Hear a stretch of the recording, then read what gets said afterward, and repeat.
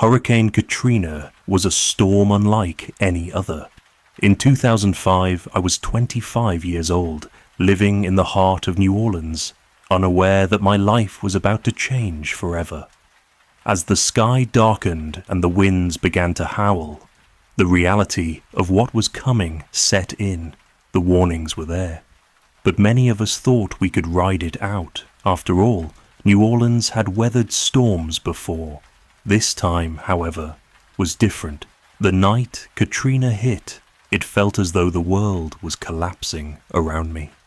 The city I knew and loved quickly became a battleground against nature's wrath. The levees broke, and floodwaters surged into neighborhoods with a ferocity no one could have predicted. Buildings were swept away, lives were lost, and survival became a battle of wits, strength, and sheer willpower. I found myself trapped, stranded with no way out. With every passing hour, the floodwaters rose higher, and the situation grew more desperate. The sounds of destruction echoed through the night, as I fought to stay alive in a city that seemed to have forgotten me. This is the story of how I survived a disaster that left so many in its wake, against all odds. Before Hurricane Katrina, my life in New Orleans was one of vibrant energy, community, and hope. At 25, I was young, ambitious, and living in one of the most culturally rich cities in America. I had a small apartment in the heart of the French Quarter, surrounded by the sounds of jazz, the aroma of Cajun food, and the warmth of a city that was always alive. New Orleans was a place where tradition met innovation, and every street corner held a story. I had a job at a local restaurant, serving tourists who came from all over the world to experience the unique atmosphere of the city. My days were filled with laughter and the beauty of a city that embraced its history while looking toward the future. Life felt carefree, as it often does in your 20s. I was surrounded by friends and family, many of whom had lived in New Orleans for generations. There was a deep sense of belonging that made it easy to forget the potential dangers lurking in the distance. But little did I know, everything was about to change. The world I knew, the life I had built, was about to be swept away by a storm that would leave nothing the same. In the days leading up to Hurricane Katrina, there was a strange sense of calm. The city had heard the warnings, of course. Every year, the hurricane season brought a mix of anticipation and fear, but New Orleans had always managed to weather the storms. People went about their business, buying extra water, securing their homes, but there was no real sense of urgency. We had seen storms come and go, and most of us never expected anything more than a few days of rain and wind. I remember sitting in a cafe with friends, laughing and talking about how we would spend our weekend. The sky was a little cloudier than usual, but the streets were still bustling with tourists and locals. There was a mild unease in the air, but no one could have predicted the magnitude of what was to come. The media reports were starting to get more serious, but it wasn't until the evacuation orders were issued that I began to realize how grave the situation was. I thought about leaving, but I hesitated. The thought of abandoning my apartment, my job, and everything I had built in this city was overwhelming. I wasn't prepared for how quickly things would spiral out of control. The calm was deceiving, a fleeting moment before the chaos would break loose. When the storm hit, everything changed in an instant. The calm that had blanketed New Orleans evaporated as Hurricane Katrina made landfall. The winds picked up faster than I could have imagined, howling through the streets with a ferocity that seemed unnatural. Within hours, the city was engulfed by rain, and the floodwaters began rising. It wasn't long before the streets turned into rivers, the water creeping higher with each passing hour. The noise from the storm drowned out everything else. The familiar hum of life was replaced by the terrifying roar of wind and rain. battering everything in its path. At first, I tried to ride it out at home, thinking I'd be safe in my apartment, high enough above ground to avoid the floodwaters. But as the hours dragged on, the situation worsened. The lights flickered, then went out completely, leaving me in complete darkness. I could hear the distant sound of sirens, but there was no way to know where help was coming from, or if help would even arrive at all. People around me were beginning to panic. Phones stopped working, the roads were impassable, and the floodwaters kept rising. There was a sinking feeling in my chest, a terrifying realization that we were utterly unprepared for the scale of this disaster. The chaos was overwhelming, and it felt as if the world outside had collapsed, leaving us stranded in an unforgiving storm. As the floodwaters crept higher, I knew I had to find higher ground. The situation was escalating quickly, and the safety of my apartment was no longer guaranteed. I grabbed my essentials, water, some food, and a flashlight, before heading to the attic. It was the only place in my apartment that could keep me out of the water, and it seemed to offer the best chance for survival. The climb up into the attic felt surreal, as if I was retreating into another world entirely. The storm raged outside, its fury growing stronger by the minute. But up in the attic, it was strangely quieter. The sound of rain beating against the roof was muffled, and all I could hear were the occasional creaks of the house and the howling wind. I found a small corner to settle into, surrounded by boxes and old furniture that had once been part of my life, but now felt like distant memories. The attic, once a place for storage, had turned into a sanctuary, offering the only protection from the chaos below. I sat there, feeling a mix of fear and disbelief. The floodwaters were rising fast, and I could only imagine what was happening to the streets below. The sense of isolation hit me hard. I was alone, trapped in this tiny space, with no way of knowing how long the storm would last. It felt like time had stopped. The world outside was being torn apart, and I was just a witness to it all. The weight of uncertainty and fear pressed heavily on me, but I knew that the attic was my only hope for survival. As the hours passed, the storm outside continued to rage, but it was the rising water that truly shook me. I had heard about floods before, seen images on the news, but nothing could have prepared me for the sight that awaited me when I finally dared to peek out of the attic. The streets, once bustling with life, were now completely submerged. My neighborhood, my city, had become an ocean of swirling debris and chaos. The water reached higher with each passing minute, swallowing cars, homes, and everything in its path. It was as if the very heart of New Orleans had been swallowed whole.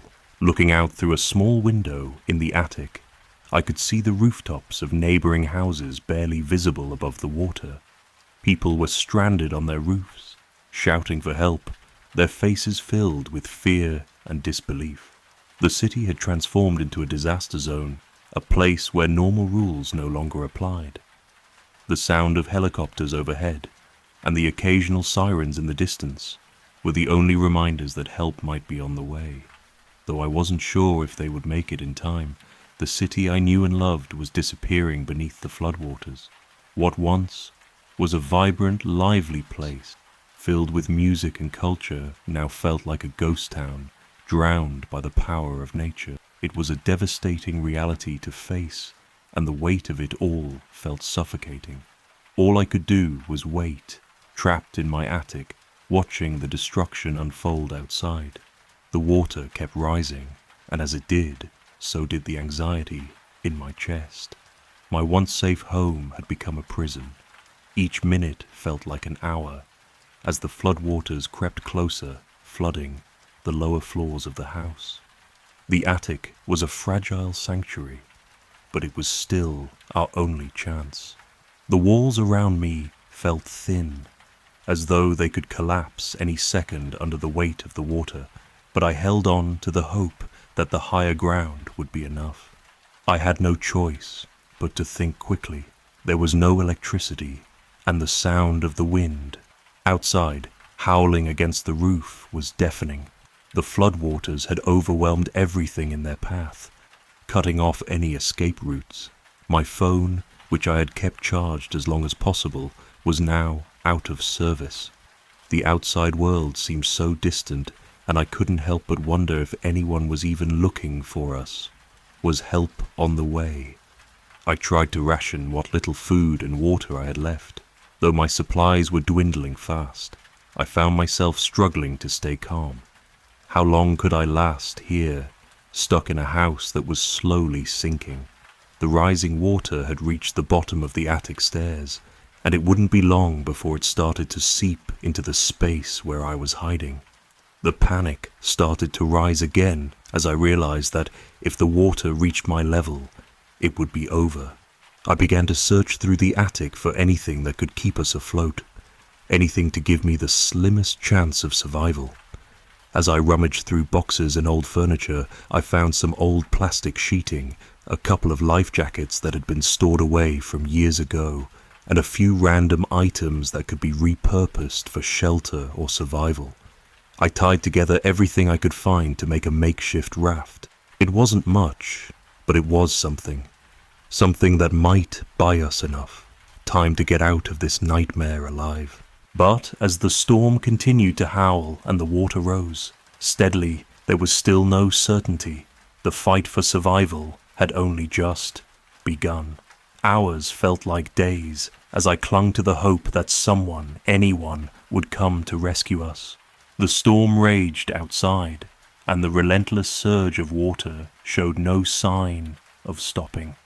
My body was exhausted from the stress and lack of food, but the urgency kept me going. I knew I couldn't stay in the attic much longer.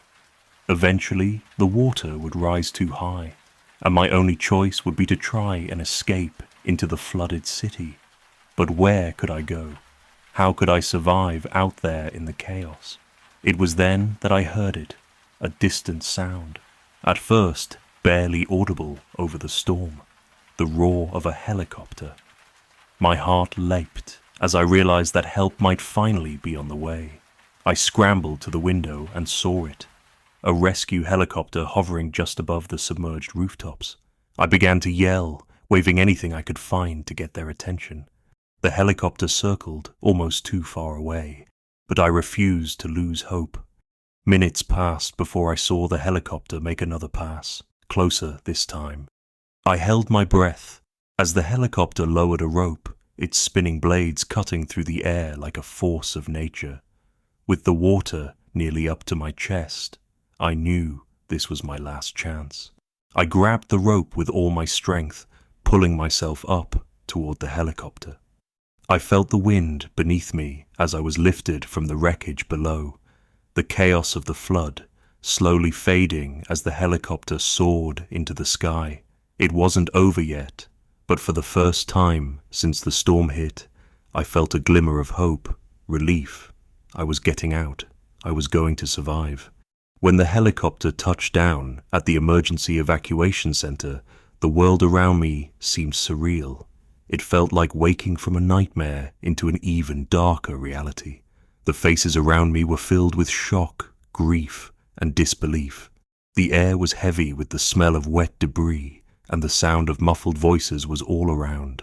But amid the chaos, there was an undeniable sense of relief. I was safe. I had survived.